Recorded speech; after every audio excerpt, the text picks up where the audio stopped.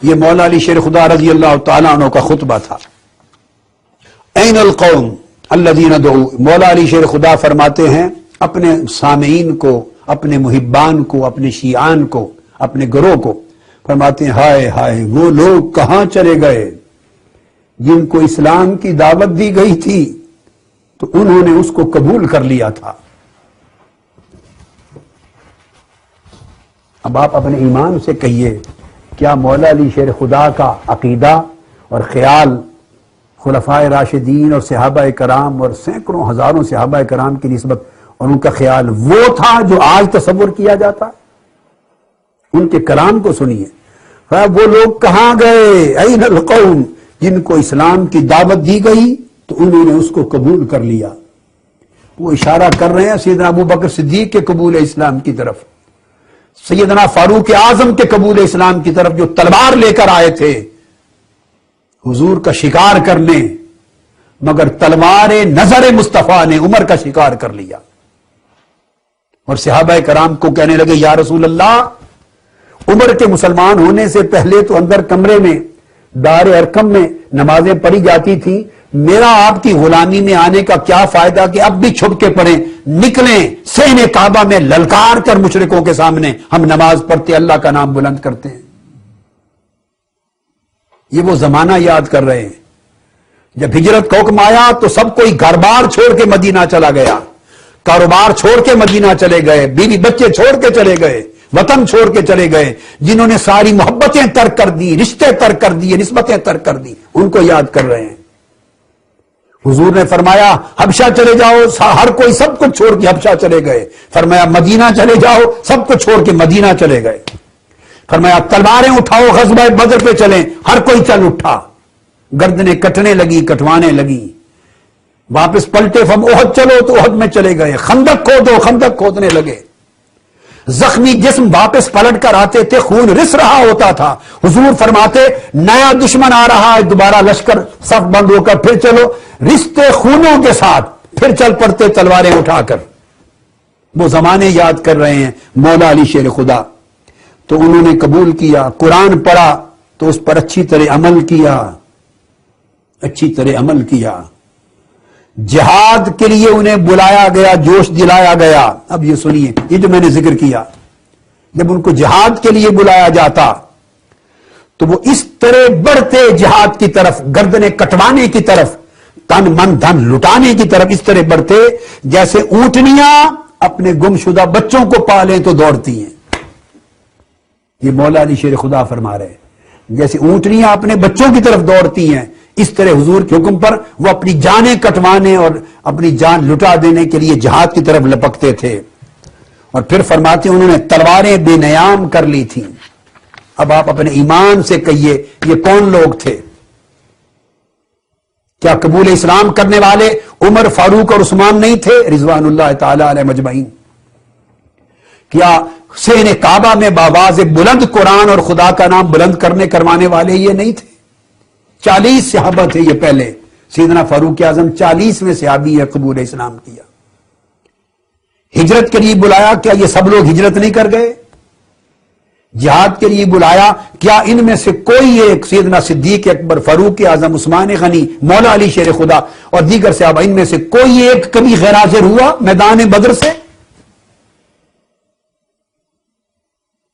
کوئی غیر حاضر ہوا میدان احد سے؟ کوئی غیر حاضر ہوا غزوہ خندق سے؟ کوئی غیر حاضر ہوا حدیبیہ کے میدان سے 1500 صحابہ؟ کوئی غیر حاضر ہوا فتح مکہ سے، غزوہ حنین سے، غزوہ حوازن سے، غزوہ خیبر سے، غزوہ تبوک سے؟ کسی ایک میں بھی اگر کوئی بتا دے کہ ان خلفائے راشدین میں سے کسی ایک نے غیر حاضری کی ہو، سوائے ایک موقع کے جب حضور نے حکم دیا تھا حضرت عثمان غنی کو کہ اہلیہ بیمار ہیں تو ادھر رہو، اور ایک موقع پر مولا علی شیر خدا کو روکا تھا غزوہ تبوک پر کہ پیچھے خواتین کی حفاظت کے لیے رہو، نہ جاؤ. ان دو واقعات کے کسی نے کبھی تخلف کیا، پیچھے رہا؟ تو مولا علی شیر خدا کہتے ہیں ان کو جہاد کے لیے بلایا گیا تو جس طرح اونٹنیاں بچوں کی طرف بڑھتی ہیں وہ دوڑے دوڑے آتے تھے، تلواریں بے نیام کرتے تھے. اور اطراف زمین میں آگے کہتے ہیں گروہ در گروہ پروانہ وار بڑھے. اب اطراف زمین کا اشارہ کدھر ہے؟ فتح مکہ کی طرف ہے، فتح خیبر کی طرف ہے، پھر فتح شام کی طرف ہے، فتح عراق کی طرف ہے، فتح ایران کی طرف ہے۔ یہ سیدنا فاروق اعظم کے زمانے کی فتوحات ہیں، سیدنا صدیق اکبر کے غزوات ہیں مسیلمہ کذاب کے خلاف، یمن کی فتوحات ہیں، یہ سب خلفائے راشدین نے کی۔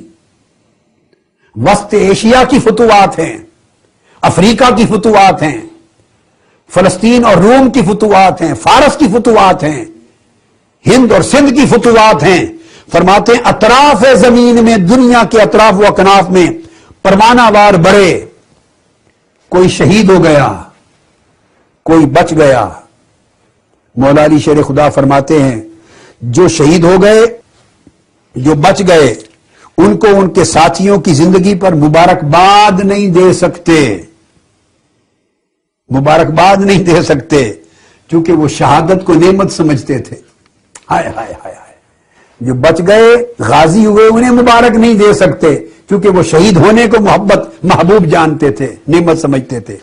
اور جو شہید ہو گئے، دنیا سے رخصت ہوئے، ان کے ساتھیوں کو تعزیت نہیں کر سکتے، کیونکہ وہ ان کی شہادت پہ رشک کرتے تھے، رشک کرتے تھے کہ خدا کے حضور جا پہنچے، کامیاب سمجھتے تھے۔ پھر مولا علی شیر خدا فرماتے ہیں کہ ان کی آنکھیں فرط گریہ سے سفید ہو گئی تھی، ان کے پیٹ روزوں کی وجہ سے پیٹ سے لگ گئے تھے۔ اب اصحاب صفہ کی بات ہو رہی ہے، یہ سارے صحابی اصحاب صفہ میں آ کے بیٹھتے تھے، ان کے روزوں کی وجہ سے پیٹ سے لگ گئے تھے، ان کے ہونٹ دعا سے خشک ہو گئے تھے، ان کے رنگ بے خوابی اور شب بیداری سے زرد ہو گئے تھے، ان کے چہروں پر اللہ کی خشیت اداسی بن کے چھائی ہوئی تھی، ہر وقت غم زدہ نظر آتے تھے۔ یہ ساری باتیں کر کے پھر فرماتے ہیں مولا علی شیر خدا اولئک اخوانی، لوگوں سن لو، کل کو میرے اور ان کے درمیان تفریق نہ کر دینا، پھوٹ نہ ڈال دینا، دشمنی اور عداوت کے افسانے نہ پھیلانا کہ میں اور راستے پر تھا، وہ اور راستے پر تھے، ہم میں دشمنی تھی، مخالفت تھی، نہیں۔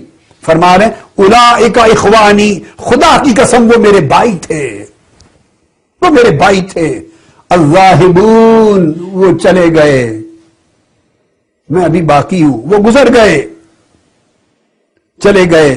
اب فرماتے ہیں ہم پر واجب ہے، حق یہ ہے کہ ہم ان سے ملنے کی پیاس پیدا کریں اپنے دلوں میں، جہاں وہ گئے ہم بھی ان کے ساتھ آخرت میں پہنچیں۔ واجب ہے کہ ہم دعا کریں کہ مولا ہمیں بھی ابو بکر صدیق سے آخرت میں ملا دیں، ہمیں بھی فاروق اعظم کے ساتھ آخرت میں ملا دیں، ہمیں بھی عثمان غنی کے ساتھ آخرت میں ملا دیں، ابن مسعود کے ساتھ ملا دیں، بلال حبشی کے ساتھ ملا دیں، سلمان فارسی کے ساتھ ملا دیں، ابن عمر ابن عباس کے ساتھ ملا دیں۔ ہم پر واجب ہے کہ ہم بھی ان کے ساتھ جا ملنے کی تمنا کریں، دعا کریں۔ اور وہ جو ہم سے جدا ہو گئے ان کی جدائی پر اپنے ہاتھ ملیں، فرماتے ہیں ان کی جدائی پر اپنے ہاتھ ملیں، ہم پر واجب ہے کہ ان کے جدا ہونے پر ہاتھ ملیں۔ یہ مولا علی شیر خدا فرما رہے ہیں۔